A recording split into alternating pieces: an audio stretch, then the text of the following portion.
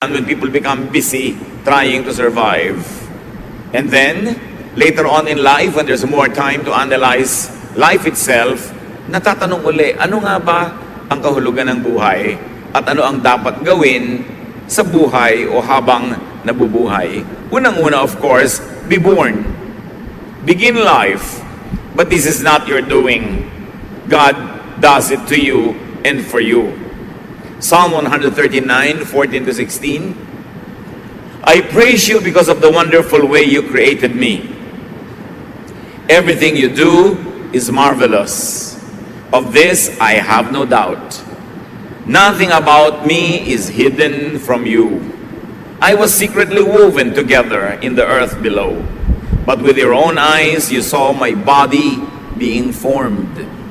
Even before I was born, you had written in your book everything I would do.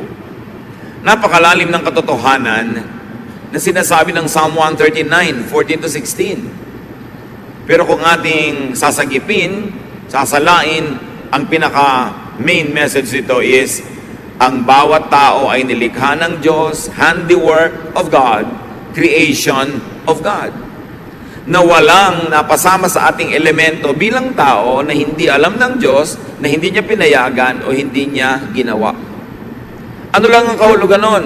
Na ang basic personhood and humanity of everyone is from God, is of God, is created by God. And because of that, nasabi niya, you had written in your book everything I would do even before I was born. So meron bang tadhana? Meron bang kapalaran? Pag kinonsider natin ang genetics at in-apply natin itong verse na to sa genetics, o genetics is applied and subsumed under these verses, it is saying, genetically, you made me. Kayo po, Panginoon, ang pumili sa dinami-rami ng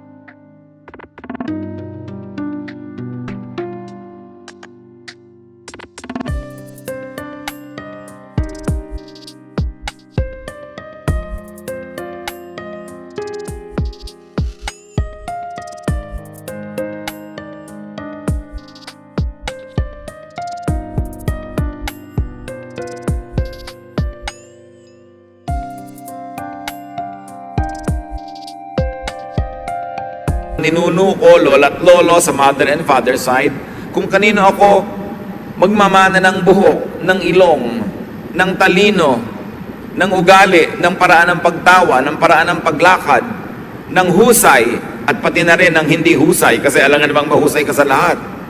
So ang Diyos ang nagtimpla-timpla, naghalo-halo ng iba't ibang mga katangian na galing sa ating genetic pool, lahat ng ating mga ninuno mula pa kay Adan at kay Eva. So apparently, all the genes that would ever appear in humanity were already in Adam and Eve. Pero hindi lahat lumabas sa kanilang katawan. Siyempre, isa lang ang korte ng ilong ni Adan, hindi iba-iba. Pero sa kanyang genes, sa kanyang dugo at laman, ay nandoon at nakatakda ang iba't ibang uri ng korte ng ilong, iba't ibang uri ng kulay ng buhok, iba't ibang uri ng haba at iksi ng mga biyas ng tao na lalabas sa kanyang mga offspring. Ngayon, kung ano ang nangyari sa iyo, kapatid, kung paano ka nilikha, Diyos ang may gawa. Kung magaling ka sa math, magaling ka sa music, magaling ka sa intuitive thinking o sa creative thinking, magaling ka sa sciences, Diyos ang may gawa. Yung mga area na hindi ka magaling, inibinigay niya sa iba para iba naman ang magaling doon. Diyos pa rin ang may gawa ng matatawag na weakness mo, kung tatawagin mong weakness yung area na hindi mo strength. Anong ibig sabihin nito? That God made you who and what you are. Yan ang pasimula sa pagsusuri ng buhay. Your design, your genes gives you some kind of predestiny. Siyempre, pagka nilikha ka ng Diyos na napakatangkad, halos predestined ka na siguro yung magiging airline crew o magiging basketball player o model. Kung nilikha ka naman, ang height mo ay hindi yung hinihingi ng gano'ng mga field, itinakda ka na hindi para doon. Pagka itinakda ka ng Panginoon na ganito, halimbawa, ang talino mo, halos nakasulat na sa iyong palad na yun ang magiging profession mo. Liban na lang labanan mo yun, o liban na lang hindi mo pagbuksan ng pinto ang mga kumakatok na opportunity at hindi mangyari yung nakatakda para sa iyo. You were created and born that way. Hindi mo nilikha ang sarili mo. Kaya ang unang-unang hakbang para magkaroon ng buhay na masaya, masagana, pinagpala, tanggapin mo muna ang sarili mo at huwag ka magreklamo ng magreklamo tungkol sa iyong sarili. May gusto o ayaw ka sa sarili mo, pero hindi naman ikaw ang may gawa niyan. So hindi mo pwedeng ipagyabang ang iyong mga kagalingan, kagandahan, kahusayan dahil Diyos lang ang may gawa. At hindi ka rin naman pwedeng sisihin sa iyong mga tinatawag na kakulangan o kapintasan, kung kapintasan mang matatawag yon. In other words, hindi naman tayo lumikha sa mga sarili natin. Kaya dapat, kung mabubuhay ka ng buo, makabuluhan, mabunga, tanggapin mo ang sarili mo at tanggapin mo rin ang iba. At sa abot ng iyong makakaya, na limitado naman dahil may nakatakda, improvein mo kung ano yung binigay sa iyo. Change from glory to glory. But the Bible says, can a leopard change its spots? Or an Ethiopian change his skin? The obvious answer is no. May mga bagay na pwedeng baguhin at improvein, merong hindi, tinatanggap na lang. Sa ating sarili, sa ating kapwa. Sa inyong anak at magulang, sa inyong kapatid o asawa, sa inyong kaibigan, meron kayong dapat tanggapin na nakasulat, nakatakda sa kanyang dugo at laman, genetically, nando na. Merong pwedeng improvein, baguhin yung napalagay lang doon because of nurture and conditioning. Pero genetically, nung ipinanganak ka na, halos nakatakda na ang lahat. Kaya, pag tinanggap natin yan, handa na tayo ngayon na alamin kung ano ang papel natin sa buhay at papelin yun. Kasi pag hindi mo pinapel yung papel mo, magiging second or third class ka lang na trying hard, copycat of somebody else. Ecclesiastes 3:1-2, everything on earth has its own time and its own season. There is a time for birth. Be as you were created and designed. Sabi, pwede bang lumaban ang palayok doon sa gumagawa ng palayok na sinasabi, bakit ganyan ang ginawa mong korte sa akin? Oh, bakit wala akong tangkay? Bakit ganito? Bakit ganon? No. He is the potter, we are the clay. Mas maaga nating matanggap yon, mababawasan ang pakikipagtunggali mo sa mga totoo at natural sa'yo. At mababawasan ang pressure na binibigay mo sa iba na pilitin yung silang baguhin sa mga bagay na hindi naman talaga nababago, tinatanggap na lang at nai-improve naman. So be at peace with yourself and with others. That's how you live life. Pastor, paano ko po pakikasamahan ng asawa ko laging tanghaling magising? Lagi namin pinag-aawayan, ang tagal-tagal na, tanghali pa rin siyang magising. O di hayaan mo siyang matulog hanggang tanghali. Yung pala ang likas niya kaysa mag-away kayo araw-araw. Kung pwede ka mag-adjust para sumabay sa kanya, adjustan mo. Kung hindi, edi magkaiba kayo ng schedule sa umaga. Kaya magulo kuminsan ang buhay natin, lalo sa loob ng pamilya, pinipilit nating baguhin ang lahat ng tao. Mga magulang, kung may isa, dalawa, tatlo kayong anak, hindi pwedeng pare-pareho sila ng ugali. Kasi iba-iba ang pinagkunan ng mga ninuno at iba-ibang timpla. Hindi mo pwedeng hanapin kay bunso yung mga katangian ni panganay. Magulo yung ganon. At mga wives, hindi nyo pwedeng hanapin sa asawa niya yung katangian ng inyong bayaw o katangian ng inyong kumpare. Magulo yun. Magsimula tayo sa pagtanggap sa ating sarili at sa ating kapwa tulad ng walang patakarang pagtanggap ni Jesus sa atin. Mas tahimik na unang hakbang yun ng buhay. So be born, accept who you are, then grow up. Luke 2:52, and Jesus grew in wisdom and stature and in favor with God and man.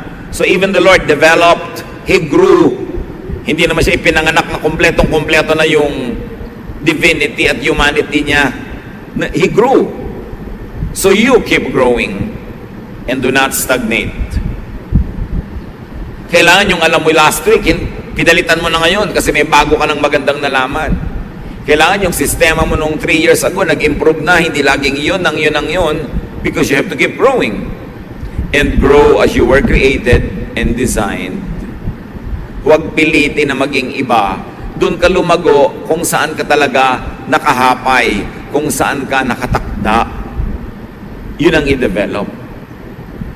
Leave life stages behind, rising on their foundation. You are an infant first, then a child, and then a boy or a girl, and then a young man or a young woman, then a young adult, then an adult, then a senior adult. Live according to the stages of your life. Huwag magbata-bataan kung matanda na at huwag piliting tumanda yung bata. Yung bata ay bata, huwag nating piliting magkilos matanda. May panahon para sa lahat ng bagay. May panahong maging bata, may panahong tumanda, at may panahong napakatanda. Do not fast forward adulthood in children. We have all the time in the world to become and to remain old. Dapat hindi sobrang agahan yon. 1 Corinthians 13:11. When we were children, we thought and reasoned as children do. But when we grow up, we quit our childish ways.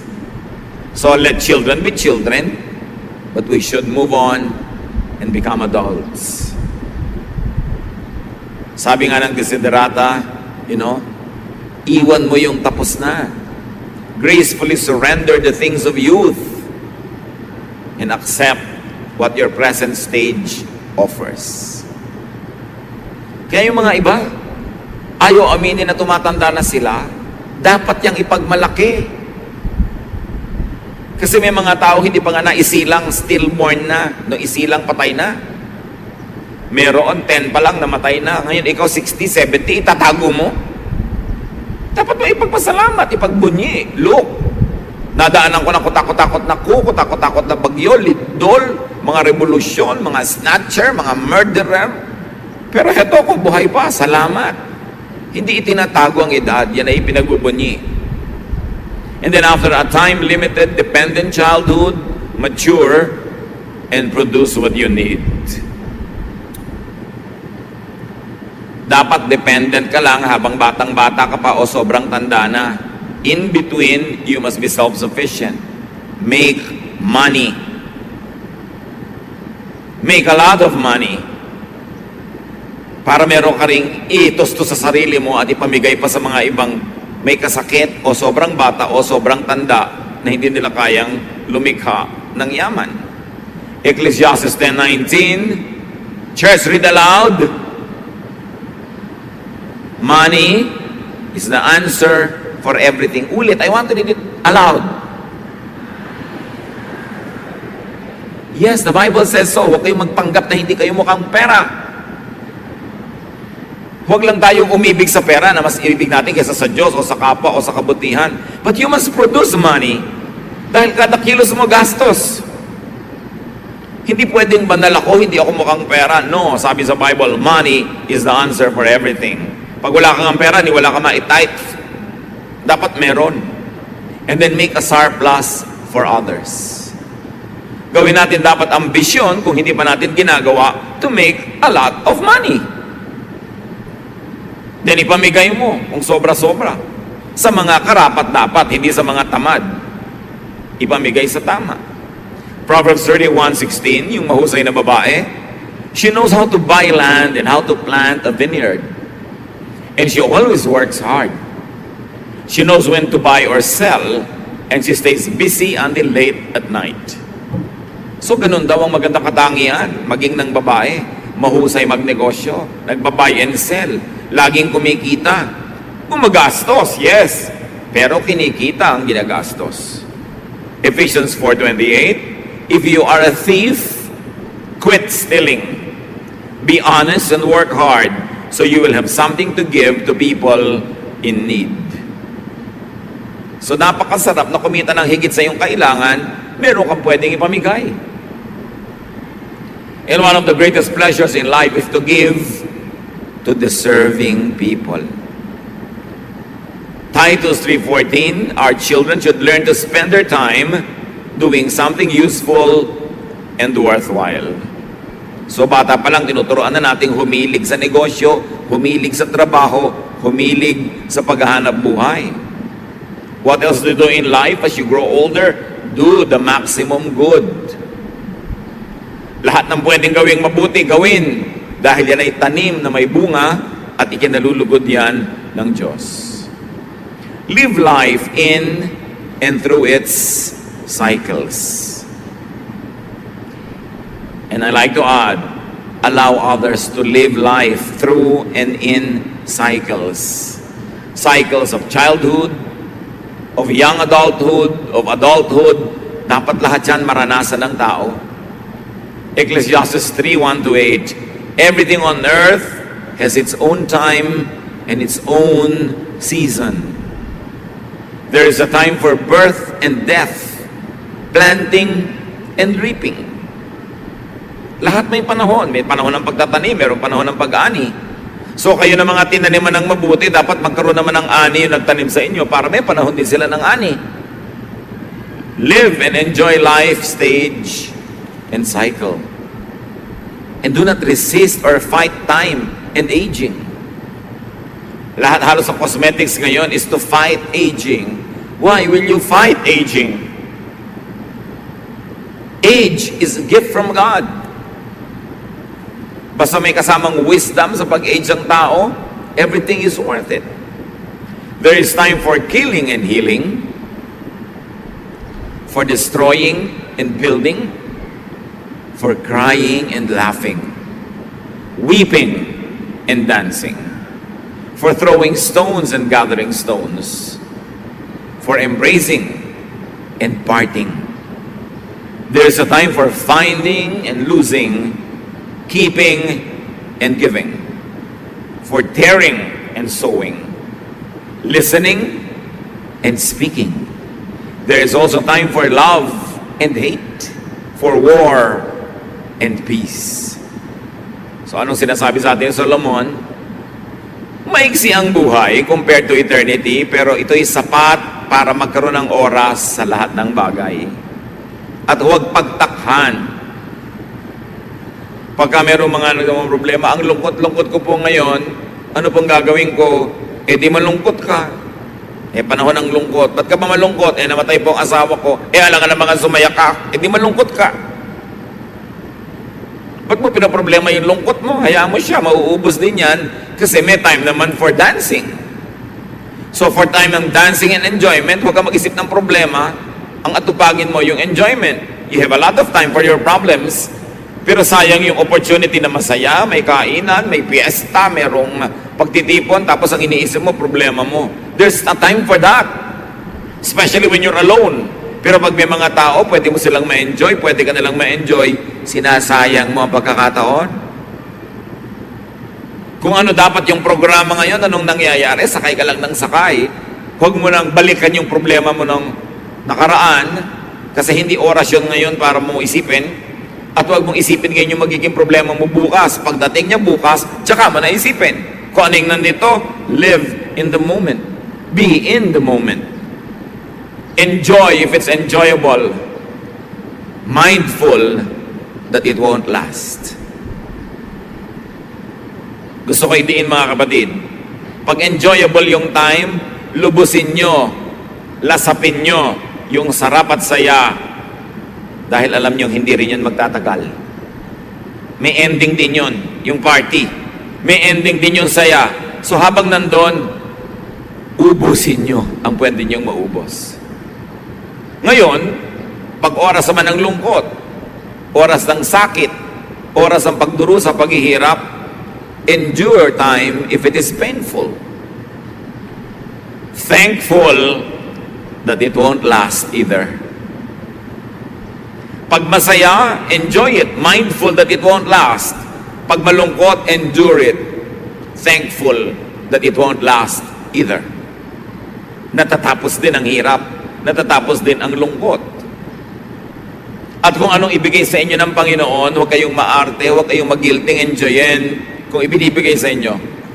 Ecclesiastes 11:8, even if you live to a ripe old age, you should try to enjoy each day. So ano sinasabi ni Solomon? Kahit matanda ka na, maghanap ka pa rin ng gimmick. Maghanap ka ng fun. Feel young, look young, but think like an adult. Behave like an adult, but be happy. At isa yan sa mga gifts natin sa ating mga magulang, lolo at lola, lalo't naging mabuti silang magulang, dapat magsaya naman sila sa kanilang pagtanda.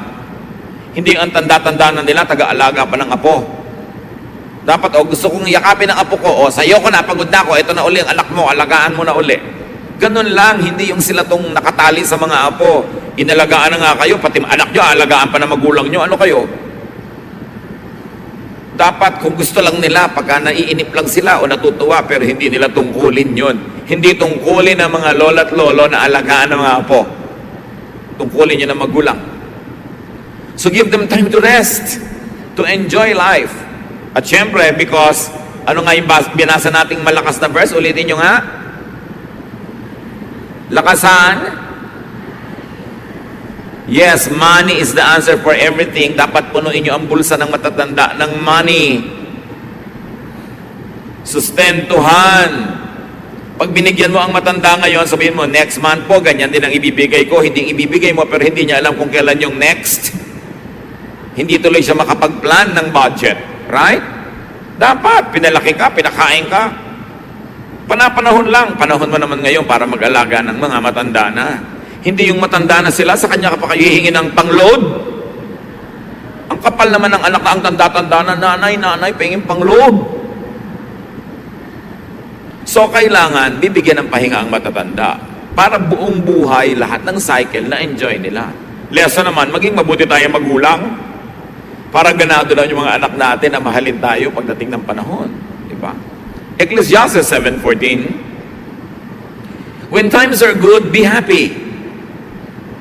But when times are bad, consider this, God has made the one as well as the other. Therefore, no one can discover anything about their future. Lagi may nagtatanong, pwede po bang hulaan yung future? Ayan, sinabi niya, no one can discover anything about their future. So tama na ang katatanong tungkol dyan sa hula na yan. Hindi nalalaman kung anong darating pa. Pero, kung anong dumating, try to enjoy it. Sabi, pag masaya ang panahon, magsaya ka. Pag malungkot ka, di malungkot ka. At tandaan mo, Diyos din ang may gawa niyan. Hindi si Satanas. Tanggapin mo, bahagi talaga yan ng buhay. It is a given. Do not contend with it. Just accept it. Thankful that sad times won't last forever. Mindful that happy times won't last too long. So enjoy it. Maximize enjoyment. Kung gusto mong tumanaw ng utang na loob sa Diyos na nagbigay ng buhay, enjoyin mo yung binigay niyang buhay at ikatutuwa yun ng Diyos. Hindi siya na-o-offend kung nag-e-enjoy ka. Mga religious leaders lang kuminsan ang na-o-offend pag nag-e-enjoy yung mga tao, but not God. God wants you to have a life, a full life, a meaningful and a happy life.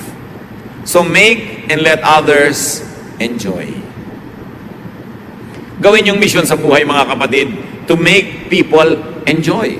Especially people who are good to you and kind to you. What do you do with life? Minimize pain and suffering. Bawasan, untian natin ang lungkot at hirap ng buhay. Huwag makipag-away. Nakakalungkot yan. Huwag mang-api. Huwag maging killjoy sa iba. Minsan, yung taong to ngayon lang pala siya nagkaroon ng kaligayahan. Kikilljoyin mo pa. Ang tagal-tagal pala niya nagdurusa. Tapos ngayon, naiinis ka dahil ang lakas niyang tumawa. Ngayon lang pala nakatawa yung tao after many years. Hayaan niyo yung mga tao. Let people also enjoy their lives. But above all, what do you do with life? Fear God and obey His commandments. Hindi takot na ninenervyo sa pinagpapawisan ng malapot, but banal na takot. Isang uri ng takot na may pitagan na nagbibigay sa ng inspirasyong mabuhay ng maayos, na mabuhay ng mabuti sa kapwa-tao. Ecclesiastes 12:13-14. Everything you were taught can be put in a few words. respect, and obey God. This is what life is all about. God will judge everything we do, even what is done in secret, whether good or bad. So laging igalang ang Diyos. Itrato ang mga tao tulad ng gusto ng Diyos sa pagtrato natin sa kanila. Igalang ang ating sarili, mahalin ang buhay. At kung kaya mo, get a partner. Or a substitute. Maybe a friend. Kasi kung wala kang tunay na romantic partner, maybe there's the next best thing. But always have a partner, a friend, someone that you share time and space with. Genesis 2:18, the Lord God said, "It isn't good for the man to live alone." So mga magulang, huwag tayong mangontrabida sa mga nagugustuhan ng ating mga anak. Sila ang makikisama. Dapat ang kasama nila sa buhay, yung gusto nilang kasama. Yung masaya silang kasama. Hindi yung gusto natin para sa kanila. Hindi naman tayo ang makakasiping nun at makakasalo. Pero siyempre, mga anak, makinig din sa opinion ng magulang kasi kung minsan, dahil sa edad, marunong na silang kumilatis kung sino ang problematic person pala at hindi makakabuti para sa iyo. But at the end of the day, it's really the choice of the one who is going to get into the partnership. And let's allow people to have their own partners. Huwag tayong mga kontrabida. Sabi sa Ecclesiastes 4:9-12, 2 are better than 1 because they have a good return for their labor. If either of them falls down, one can help the other up. But pity anyone who falls and has no one to help them up. Also, if two lie down together, they will keep warm. But how can one keep warm alone? Though one may be overpowered, two can defend themselves. A cord of 3 strands is not quickly broken. So napakalino ng sinasabi na mabuting ang tao may kasama sa buhay. Kung may romantic partner, the best. Ngayon, kung wala nun, the next best thing. Merong matalik na kaibigan, merong mabuting kasama sa negosyo, kabarkada, kaibigan. Kasi ang buhay, mas mabuti kung merong kasalo. At tayo naman, huwag maging maramot, huwag maging mapagkait sa ating kapwa na nangangailangan ng kasama sa buhay. Marami ganyan mga anak, mabubiyudo ang tatay, mabubiyuda ang nanay, ayaw ng pag-asawahin uli. Remember that marriage is only until one of them dies. And when one passes on, the person is free to marry again. Maraming mga anak ayaw pagsawahin yung tatay. E paano naman ang gusto makakaasawa ng tatay? 18. E anong gusto yung asawa ng magustuhan ng tatay nyo? 90. Isa pang aalagaan din niya. Alam nyo, akala natin last lang yon yung gusto ng matanda bata. Hindi lang yon.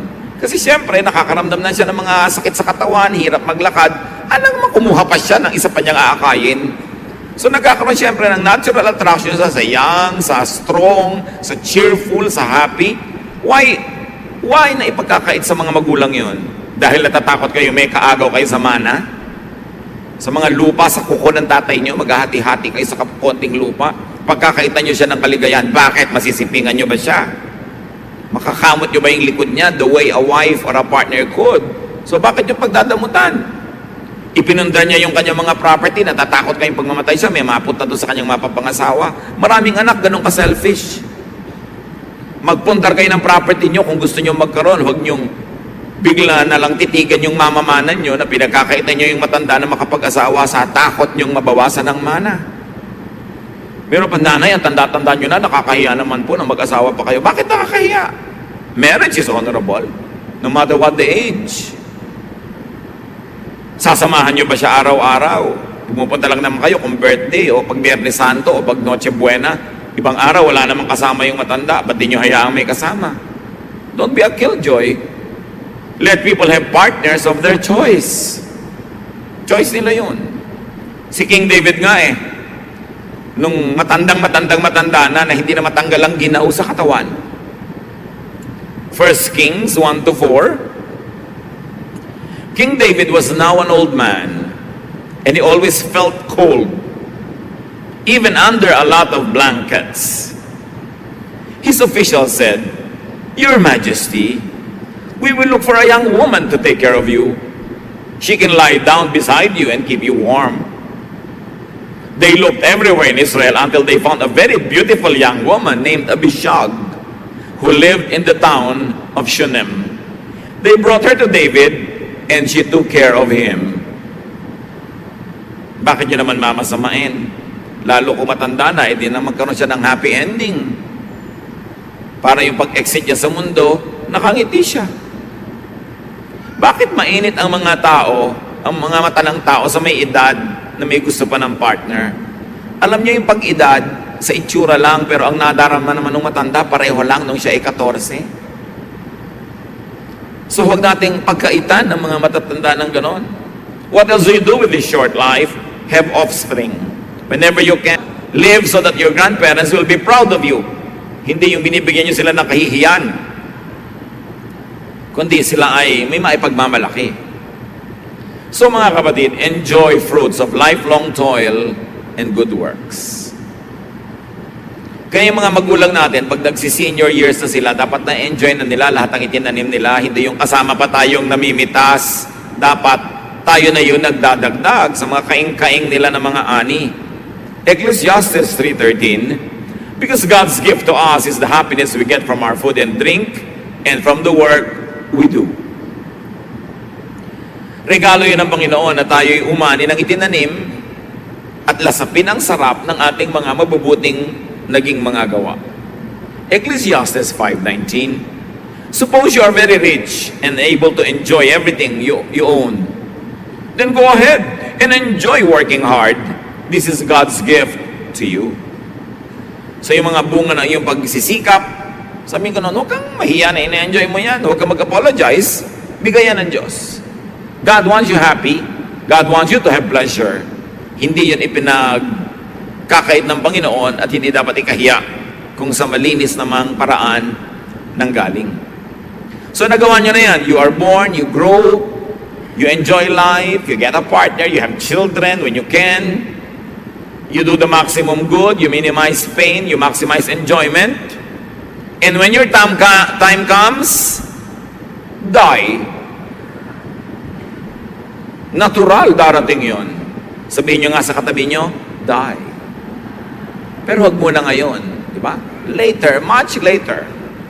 Pagka merong may sakit at talaga nag-aagaw buhay na, ibubulong mo na, mother, die.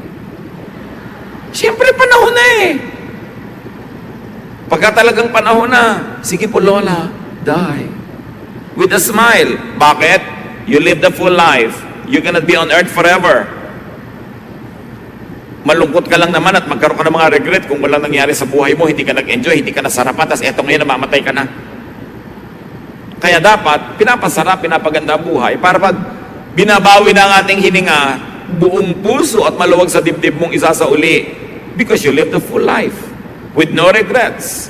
Ecclesiastes 3:1-2, everything on earth has its own time and its own season. There is a time for birth and death, planting and reaping. So death is as natural as birth. Kanya-kanya. Iba-iba lang ng excuse. Pero magkakaroon din ng excuse. Hindi dapat nalulungkot. Lalo't may edad na. Nagkaroon ng magandang buhay.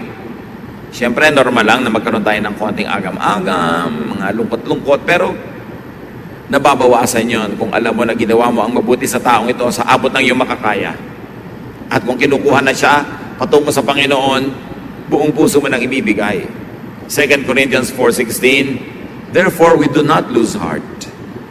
Though outwardly we are wasting away, yet inwardly we are being renewed day by day. Kahit na nagmumukha tayong naluluma sa panglabas nating katawan, yun naman ating espiritu ay lagi nang binabago ng Panginoon at tayo ay uuwi sa Kanya as fresh and as young as ever. Katawan lang yung tumatanda, hindi yung espiritu. Death, like birth, is not your doing. So be ready to die anytime. Without regrets. Maiksi man o mahaba ang buhay, marami mang taon o konti, sa anumang oras na ibinigay sa atin, sa bawat at sa loob ng isang araw, mga kapatid, maximize enjoyment. Do the maximum good. Minimize pain. Love people. Savor life. Enjoy life. Every day.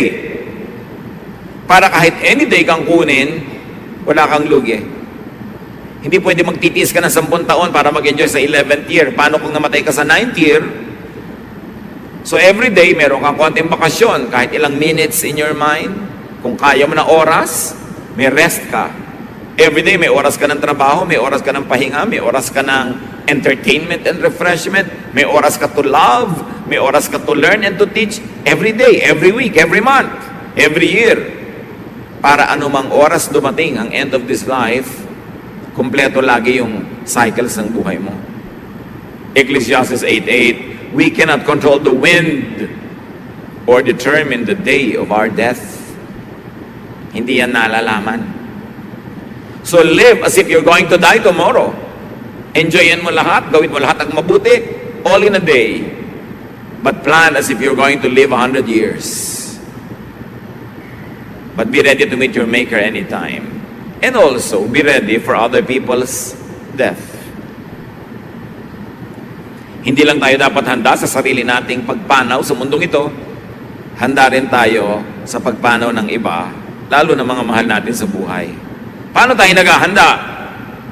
Mahalin mo na ngayon. Bigyan mo na ngayon. Patawarin mo na ngayon. Pagbigyan mo na ngayon, para bukas, kung siya binawian ng buhay, wala kang ipinagsisisi. May sakit, dalawin mo na pag nalaman mo agad. Hindi yung next week pa dahil baka bigla siyang bawian ng buhay sa gitna ng week. Eto ka ngayon, nagsisisi. Bahala ko lang ang dalawin eh. Hindi na ako nahintay. Bakit naghihintay ba ang kamatayan? Para hindi tayo sobrang mabigat ang loob pag merong sumakabilang buhay, lahat ng kaya nating mabuting gawin, gawin na natin. Wala kang guilt. At na-enjoy niya ang iyong kabutihan. And when God calls you, then enter eternity. Next chapter naman ng buhay. Absent in the body, present in the Lord. Solomon says that when we die, the body returns to the ground where it came from, and the spirit returns to God who gave it. So minus all the human and earthly drama, that is really glorious to return to God. Pero dahil hindi naman natin talaga alam na alam kung ano naghihintay doon, kaya hanggat maaari, nagtatagal tayo dito kasi itong alam natin, itong kilala natin. But God has a plan for you. So live your life now while on earth, and when God calls you, go there. 2 Corinthians 5:8, we should be cheerful because we would rather leave these bodies and be at home with the Lord. So ganun din dapat ang pagharap daw, maging sa kamatayan hanggang maaari, be cheerful because you will leave this body but be at home in God. Kaya ang sabi ng Philippians 1:21, if I live, it will be for Christ. And if I die, I will even gain more because I will be with Christ. So between birth and death, there is a very narrow timeline. Make the most out of life. Huwag kayong magsayang kahit ng isang araw. Yung nagtutulog ka, nakatunganga ka maghapon, sayang. Lalo't kung mahaba ka rin naman matulog sa gabi. Kung kumpleto na ang tulog mo sa gabi, huwag ka na magtulog sa araw. Dumalaw ka sa isang mahal mo sa buhay. Magsulat ka ng nobela. Sumulat ka ng tula. Magtanim ka ng halaman, kumain ka na masarap, mag-volunteer work ka sa mga nangangailangan, gumawa ka ng mabuti para sa iyo, para sa kapwa. Bawat araw meron nun. Kasi yung araw na walang nangyari, sayang. Bilang ang ating mga araw. Killing time is harming your own eternity. Kaya ano kayang gagawin ko ngayon na mabuti? Hindi walang magawa, sayang, wala kang magawa. Kung alam mo lamang sana ang iniisip ng mga paralitika, mga hindi makagalaw, mga puro tubo ang katawan na hindi makagalaw, kung anong gagawin niya sa katawan niya kung katulad mo na pwedeng gumalaw, tapos ikaw na pwedeng gumalaw, walang ginagawa. Sayang. And do not problematize life. Live it. And let others live their own lives. Every moment of it. Live day by day. Live by the moment. Live in the moment. Mga kapatid, kumakain kayo halimbawa, stop texting. Maliban na lamang na life and death yun. Magkakaharap kayong pamilya, wala naman nag-uusap, nagte-text lahat. Pagkakataon nyo na yun na mag-usap-usap, mag-fellowship.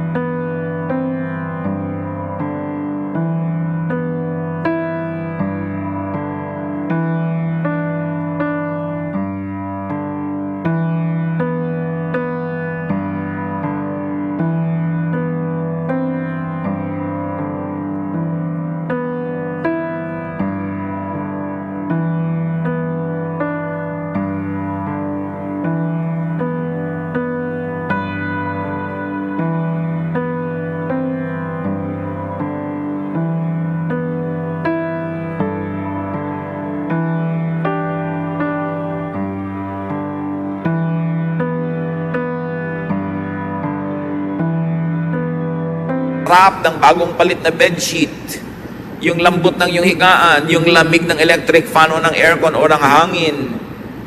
Enjoy the moment because it is God's gift. Bakit tayo binigyan ng tenga? Para marinig mo ang musika. Merong musika, may iyak ng bata, may tawanan ng mga bata, may ihip ng hangin, huni ng ibon. Enjoy it. Kaya ka binigyan ng tenga. Sayang naman, ang daming humuning ibon, hindi mo malang napansin. Kaya ka binigyan ng mata to look at nice things and beautiful things. And when you look at painful things, to do something so that that pain could be alleviated. Kaya ka binigyan ng dila na panglasa para pag kumakain ka, masarapan ka, hindi ka lagi nagmamadali. Pagkakain ka, relax and enjoy the meal. Enjoy the conversation. Be in the moment. Merong mga nanonood na nga ng magandang sine, text pa rin ang text, nakikipag-usap pa sa phone. Eh, nandun ka na nga. Kung ano yung nandun, yun ang gawin. Lagyan ng oras para sulit ang bawat sandali. Hindi mo alam kung bukas mabigla ka mabingi. Biglang may pumasok na ahas sa tenga mo at nabingi ka na. Hindi mo na alam. So enjoy hearing now while you can. Habang nakakakita ka, tumingin ka na mabuti. Habang nakakalakad ang iyong paa, maglakad ka na, mag-gimmick ka, mamasyal ka. At huwag kang mangharang doon sa mga gustong mamasyal. Kasi may mga moment na hindi ka makalakad. James 4:14, what do you know about tomorrow? How can you be so sure about life? It is nothing more than just mist that appears for only a little while before it disappears. So live mindfully. Kung anong nagaganap ngayon, doon yung ilagay yung isip nyo. Nandiyan yung tatay mo nagsasalita, pakinggan mo, hindi yung lumilipad ang isip mo. Kasama mo yung asawa mo, enjoy the moment, hindi yung kung ano-anong ini-imagine mong ibang bagay. Savor the time and place. Nagbabakasyon kayo, huwag kang umimbento ng gulo o away, sige na, todo pasa na lang, lampas lahat, para masarap ang panahon. Savor the sensations and the feelings. Napakahalaga ng feelings. Expose yourself to what makes you feel good. There's nothing wrong with that. Basta hindi nyo ninanakaw o inaagaw sa ibang tao. And make people feel good. Mga kapatid, binigyan tayo ng dila. Dapat more than 95% of the time, pag may sinabi tayo sa kapwa, they feel good. Not bad. At kung magkikriticize tayo, let it be founded on truth and criticism na hinihingi ng tao. Pero marami sa atin, paano natin minimisuse ang ating dila? Pag nagsalita tayo, may nasasaktan, may nagdaramdam. Meron people who feel bad. So ano kayo, gift or curse to humanity? Make people feel good. Compliment them. Ang ganda-ganda ng haircut niya, appreciatein mo. Bihis na bihis ang iyong asawa, may lakad kayo, parang wala ka nakita, parang isang sakong bigas lang yung nakita mo, wala ka man lang comment. Di mo lang sabing, napakaganda talaga ng asawa ko, napakapalad ko. Di ba, ang saya-saya niya, bukas, ang init-init na sinangag, ang kakainin mo, hindi lamig. Make people feel good. Akala niyo ba yung mission yung magpunta lang sa Africa, sa mga kabundukan, dalhin doon ng Biblia? Ang mission is to bring the love of Jesus to the next person. Hindi mo kailangan magbiyahe ng malayo. Bring the love of God, the cheer, the happiness, the pleasure. Mission yun. Sabi ni Lord, I came that you might have life and find it to the full. So when you make people find their lives and their fullness, you are doing the mission of Jesus. Jesus has come to me, all of you are tired and heavy laden, and I'll give you rest. So when you give rest to people, you are doing the work of Christ. Hindi lang yung magtayo ng mga simbahan at gumawa ng mga evangelistic rallies. Well, yes, they are works of Christ. Pero hindi lang yun ang ibig sabihin nun. When you make people happy, when you give them peace, when you give them love, you are extending heaven to people. So do your best and don't worry about tomorrow. Matthew 6:34, sabi ng Panginoong Jesus, don't worry about tomorrow. It will take care of itself. You have enough to worry about today. Practice discipline, mga kapatid. Yung problema nyo lang ngayon, yung kaya nyo lang harapin, kaya nyo lang solvein, ang gawin nyo. Yung bukas, ipagpabukas nyo na. Yung iba hindi nila nakakaya yung dala, nababaliw, nagpapakamatay, bumibigay, kasi dinadala ngayon, pati yung problema na pang next week. The grace of God today is enough for all the trials of today.